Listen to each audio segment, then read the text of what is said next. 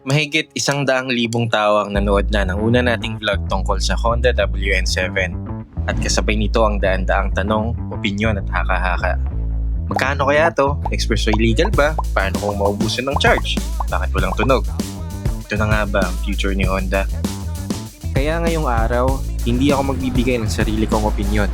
Sa halip, dinala ko mismo ang mga tanong ninyo sa Honda para marinig natin ang sagot nila. Isa-isahin nating alamin kung ano nga ba ang sasabi nila tungkol sa presyo, charging, expressway, future ng electric motorcycles at marami pang iba. At hindi lang yon, sa bandang huli ng video, test ride natin ulit ang Honda WN7. Pero sa pagkakataong ito, focus tayo sa tatlong features na sa tingin ko, pinaka-importanting dapat nating malaman. Siguraduhin panoorin ang buong vlog dahil may isang bagay ako nalaman na hindi ko rin inaasahan. May panibago na palang electric motorcycle ang Honda ngayong taon. At ito na ang susunod kay Honda WN7.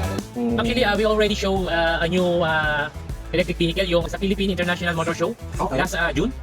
Pinakita na namin yung display na namin siya. Scooter ba siya or Para siyang more on PCX ang itsura niya. Itsura. Okay.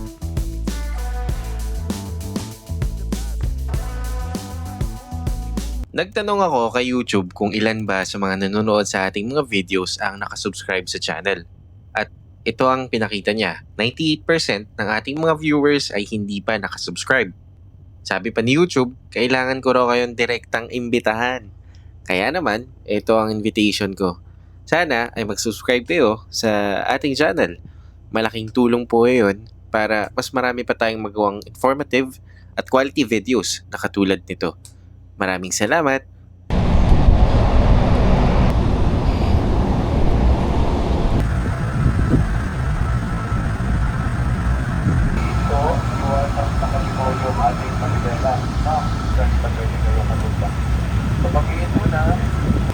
Hi peeps! So, nandito tayo ngayon sa test ride area ni Honda. Kasama ko mga riders na nag-test ride ng mga glitch bikes at syempre yung WN7.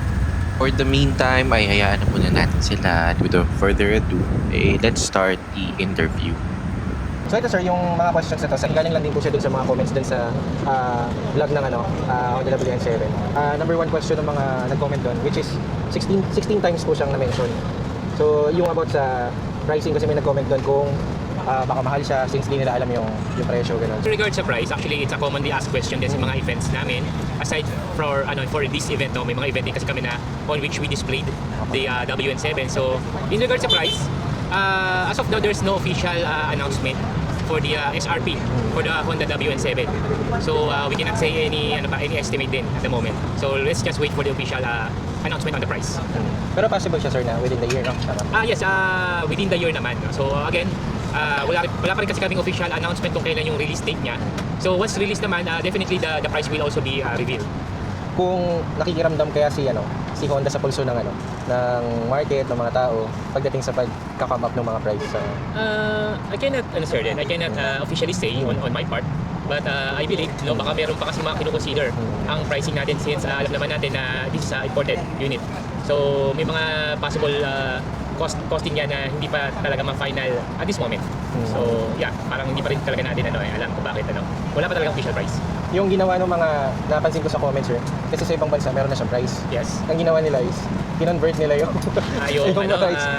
Ano ba sa euro? Sa Europe, usually sa Europe Oo, talaga siya din. sa Europe. Actually sir, if you check, meron talaga. Meron po eh. Tapos doon sila nagbe-base nila, comment nila na mga nasa around 900 to 1M yata sir.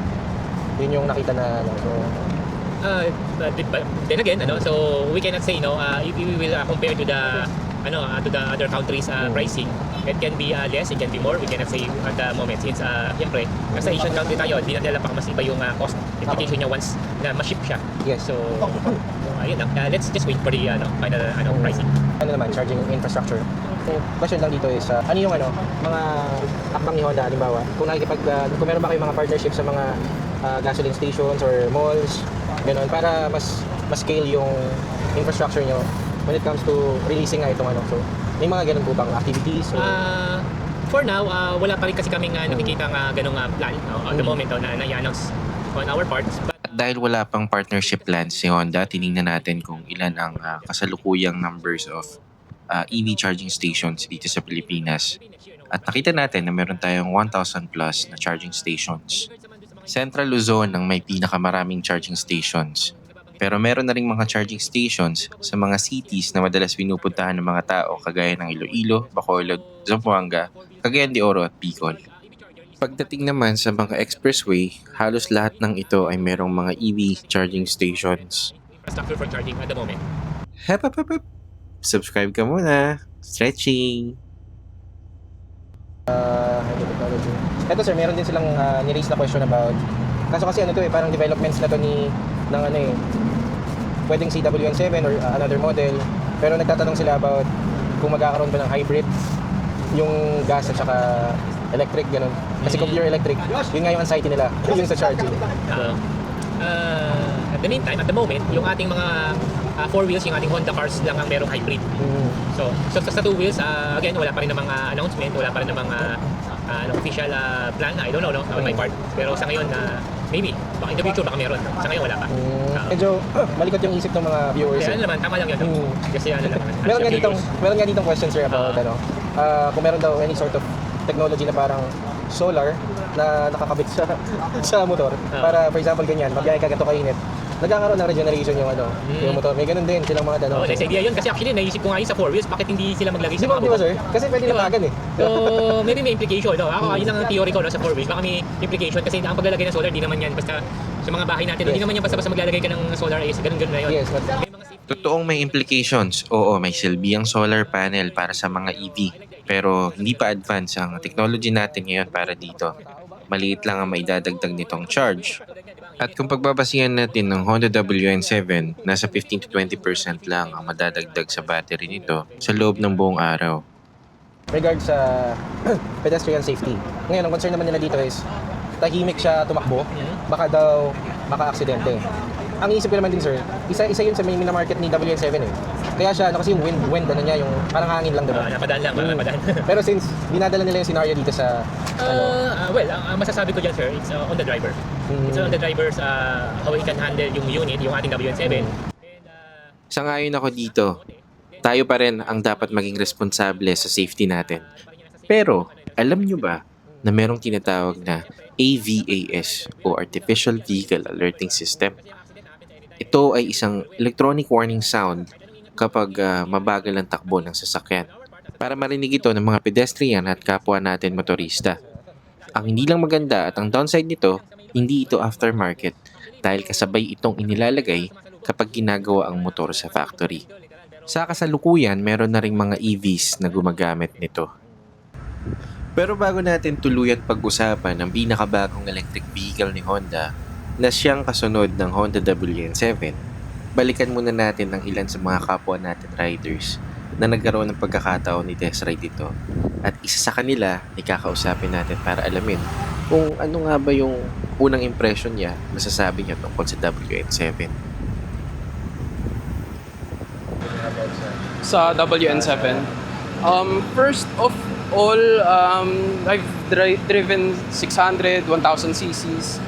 Iba to, iba yung power delivery niya, yung power output niya. Mabait siya kapag konti-konti yung ganun mo, pero pag binigla mo ng konti, it tends to lift up the bike. Yes. Gusto niyang tumaas. Parang ano yata ako nun, 20 to 100 in a bit. Parang konting ganun lang sabi sa'yo, ubos agad yung kalsada. Dun sa suspension niya, ang ganda. Hindi ko ina-expect, akala ko nung una stiff kasi mataas siya tapos payat eh. Akala ko stiff yung magiging experience ko dun sa ride, pero ang ganda ng suspension niya. Papresyohan mo siya. Tingin mo. I think the bike is going to be around 700? 700,000. Yeah, I think mga nasa ganun ang price range niya. 600 to 700,000. Oh, hindi na sa akin ang galing yan ha, kung ano ang experience niya tungkol sa Honda WN7. Pero kung gusto niyo malaman kung ano ang experience ko, panoorin niyo tong unang vlog natin tungkol dito. Pwede niyo yan i-click mamaya sa dulo ng video. Hep. Bago tayo bumalik sa interview, mag-subscribe muna kayo. Stretching muna. Click muna. Subscribe ka na. Dali. May nagbanggit kasi na meron daw mga electric vehicles ngayon na yung mga 8,000 watts pataas, inaalaw na raw sa... Pero sir, comment lang yun. Okay. So, hindi ko sure kung... 8,000 watts na baterya? Ano ba yung watts? Baterya po yata eh. Mahalagang maintindihan natin ng watts, kilowatts at kilowatt hour dahil ito ang madalas nating maririnig kapag pinag-uusapan ang mga electric vehicle. Unahin natin ang watts at ang kilowatts. Isipin natin na ang 1 watt ay katumbas ng 1 pisong barya. Ngayon, kapag nakaipon ka ng 1,000 pirasong tig-1 piso na barya, mayroon ka ng 1,000 watts. Pero alam naman natin na hindi praktikal na magbilang ng 1,000 barya. Kaya ang ginawa natin, pinagsama-sama natin sila at tinawag na 1,000 pesos, yung papel. Ganon din sa kuryente. Ang 1,000 watts ay tinatawag lang na 1 kilowatt. Kaya kung iisipin, walang pinagkaiba ang watts at kilowatts. Pareho lang silang sumusukat ng power. Mas maikli at mas madaling sabihin ang kilowatt. Kaya yun na lang yung gagamitin natin. Kalimutan nyo na yung watts kasi isa lang naman sila. At dahil ang kilowatt ay sukat ng power, pwede rin natin itong i-convert sa horsepower. Katulad na lamang sa halimbawa na nakikita nyo sa kilowatts. 9.5 kilowatt ay katumbas ng 12.7 horsepower. Ngayon, paano naman ang kilowatt hour o kWh? Dito pumapasok ang energy capacity. Ibig sabihin, gaano karaming enerhiya ang kayang store ng baterya. Yun lang yun. Kaya tandaan lang natin, ang kilowatt ay equals to power o lakas ng motor. Ang kilowatt hour, dami ng energy na kayang i-imbak ng baterya. Ngayon, tingnan naman natin ang mga bikes. Makikita natin dito na nasa baba ang Honda WN7. At ang nakalagay na peak power nito ay 50 kilowatts. Ano nga ba ang ibig sabihin ng 50 kilowatts? Dahil alam natin na ang kilowatts ay pwedeng i-convert sa horsepower, ang 50 kilowatts ay katumbas ng humigit kumulang 67 horsepower. Ngayon, tingnan naman natin ang Honda CB650R. Ang peak power nito ay 70 kilowatts, nakatumbas ng 95 horsepower. Kaya kung power lang ang pagbabasihan, makikita natin na magkalapit ang performance ng Honda WN7 at Honda CB650R. Hindi man sila eksaktong pareho, pero nasa isang performance category sila. At ito rin ang gustong ipakita ng Honda. Dahil ang WN7 ay may power na maihahambing sa isang middleweight motorcycle tulad ng CB650R. Isa ito sa mga dahilan kung bakit may mga nagsusulong na maging kwalipikado rin ito para sa paggamit ng expressway. Pero mahalagang linawin, sa kasalukuyan, hindi pa expressway legal ang Honda WN7. Ang pagpapahintulot dito ay nakadepende rin sa mga magiging regulasyon at desisyon ng mga kinaukulang ahensya at ang mga expressway operators. For me, no, ang kino-consider kasi natin, kasi currently, no, nagano kami, nagpa-process kasi kami nung parang, what you call this, para maging i-allow siya. Yes, yes. Kumbaga parang we're coordinating with the proper government agency, no, para ma-consider siya. Kasi nga, ang unang tinitingnan kasi dyan is yung power niya. Parang yung motor power niya is equal dun sa engine power nga ng isang 600cc. So in terms of that, yun nga, medyo ano siya, medyo ganun yung kanyang power. So somehow may possibility niya na ma-consider siya kasi nga ganun nga yung yun ang tinitingnan yung torque power. Malaki yung chance naman na ano siya, pagka magkaroon ng regulation na i-allow ang 2 wheels na electric vehicle. So may mga ginagawa ng steps Si Honda, yes of course. Since yun naman ang gusto rin natin maging capable yung ating WN7 for that in the Philippines. Meron bang plan si Honda na mag-release pa more models? Yeah, for the EV, may mga future plans naman to release. Actually, we already show a new electric vehicle, yung UC3. Last sa Philippine International Motor Show, last June. Pinakita na namin yun, dinisplay na namin siya on that event. UC3? UC3, actually, it's already in our website pero wala pa rin masyadong details. Kasi nga ano na siya, somehow na parang nagkaroon na kami ng preview. But that model, well again, wala pa rin official announcement kung kailan and the pricing. Pero hindi siya kasing parang line up nito na parang big bike, sir. Scooter ba siya or Parang siyang more on PCX ang itsura niya. Itsura. Okay. You can check the website. Nandun siya. UC3. Okay.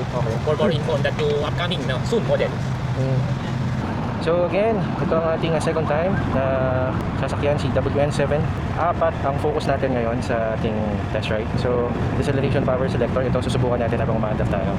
Mamaya pagbalik ko, yung speed niya o walking speed niya na forward tsaka backward. And then lastly, right now, nakaset na to yung speed limit niya to 60. So yun din yung isa kong gustong ipakita sa inyo. Yung regenerative braking naman, yung pang-apat, pusa siya nangyayari on the background kapag hindi ako nagto-throttle.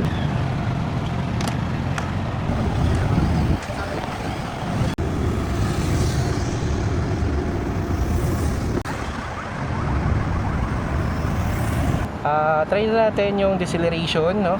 Power selector pag nakadiretso na tayo doon. Ayan. Try natin magdagdag. Ayun. Na-modify natin siya. Bawas tayo. Ayun. Okay. Alright. Okay, explain ko sa inyo peeps na malinaw, no? So, ito, makikita nyo dito, ayan, ibig sabihin yan, 3 levels, no? Tapos, itong susunod, Yan, wala yan. 0 level siya. So, lagi niyong tandaan na pag 3 levels, malakas yung engine brake. Pag 2 levels, katamtaman lang. Kapag 1 level, mahina. Kapag 0 level, ibig sabihin nun, walang engine brake.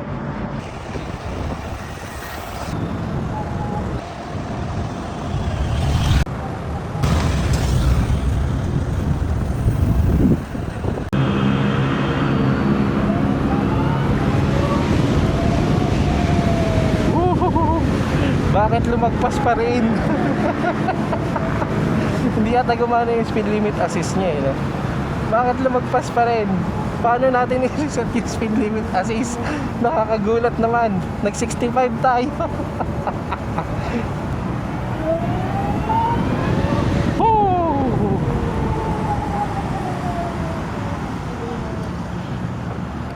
Okay. Lakas na.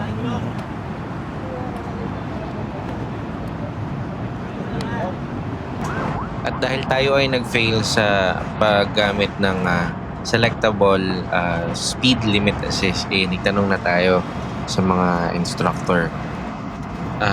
Ito, maalala ko kanina, sinad ko yung speed limit, no? Nagtataka ako kasi bakit 3. Ngayon ko lang naintindihan kung bakit 3 siya. So, ganito pala ang mangyayari dapat. So, halimbawa, yung una, sinet mo ng 20. Yung pangalawa, sinet mo ng 50. Yung pangatlo, sinet mo ng 100. At ang pinaka-limit nito is 130 ang pwede mong maset. Ang pinaka-minimum naman is 20 kph.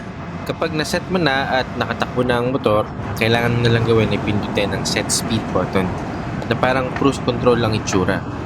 Habang umaandar ka, dito mo pipiliin kung alin sa 3 preset speed limit ang gusto mong gamitin. Ito rin ang itinuturo ni Sir Instructor na habang umaandar, pindutin lang ang button para ma-activate ang pipiliin mong speed. Ngayon, paano kung gusto mong lumagpas sa speed na nakaset? Halimbawa, nakaset ito sa 130 kph lang, pero kailangan mong mas bumilis. Madali lang yon. Pindutin at i-hold ang set speed button habang binubuksan ng throttle. Sa ganitong paraan, pansamantala mong mababypass ang nakaset na speed limit. Kapag binitawan mo ang button, automatic na babalik ang selectable speed limit assist at susundin ito ang napili mong speed limit. Bago tayo dumako sa huling feature, kung hindi ka pa nakasubscribe, please subscribe sa ating channel. Salamat! So dito, pagka hindi ka naman umaandar at pinindot mo tong rear, ito, yung mag-activate daw yung walking speed nito, yung rear. Ito, ayan o. So kahit isagad mo yung throttle mo, yung speed mo is 3 km lang yata. 3 kph lang. Oh. Pwede niya mag-backward. So naka-rear siya. Yan. And then, forward. Yan, forward naman. Yan, 3 kph lang din. Oh, yan, nakikita nyo. Backward ulit. Yan, nakikita nyo, 3 kph lang siya. Maximum. So, forward. At dito na nagtatapos ang ating test ride. Ipinakita ko sa inyo ang 3 feature na para sa akin ay pinaka-importante para mas maintindihan ninyo kung ano yung may alok ng electric big bike na to. Sa kabuuan, ipinapakita ng mga feature na ito na hindi lang performance ang binibigyang pansin ni Honda, kundi pati na rin ng convenience, control at safety ng rider.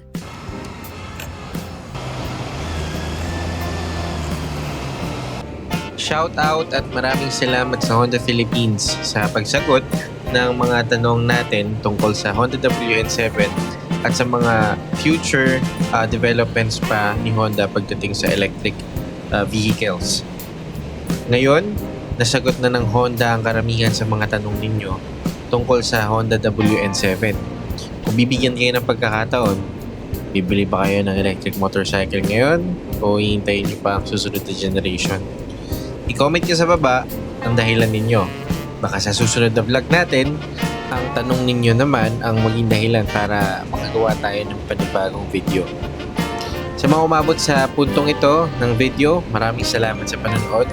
Kung nagustuhan ninyo ang video, huwag nyo kalimutan i-like at syempre mag-subscribe sa ating channel na Benok TV. At magkita-kita ulit tayo sa susunod nating ride. Maraming salamat, peeps. Mag-ingat kayo lagi sa daan. This is Benok TV, out. Paalam.